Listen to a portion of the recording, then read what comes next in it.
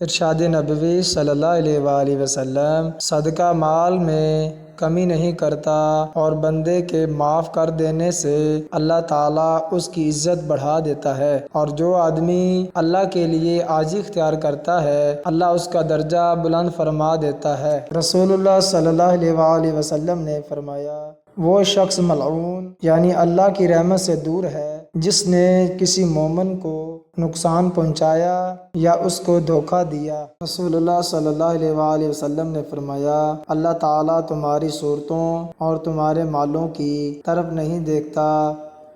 بلکہ وہ تو تمہارے دلوں اور تمہارے اعمال کی طرف دیکھتا ہے۔ میرے مسلمان بھائیوں، میرے دوستوں اور میری بہنوں، اس حدیث شریف سے ہمیں یہ معلوم ہوتا ہے کہ اللہ تعالیٰ نہ تو ہماری صورتوں کی طرف دیکھتے ہیں اور نہ ہی ہمارے مالوں کی طرف،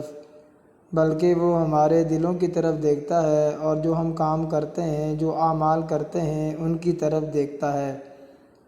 اور اس حدیث شریف سے ہمیں یہ بھی معلوم ہوتا ہے کہ ہمیں چاہیے کہ ہم کسی بھی مسلمان بھائی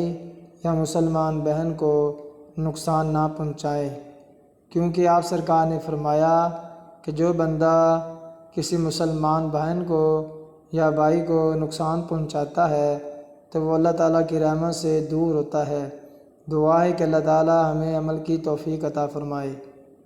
اور اگر آپ اس چینل پر نیو ہیں تو چینل کو سبسکرائب کر دیں،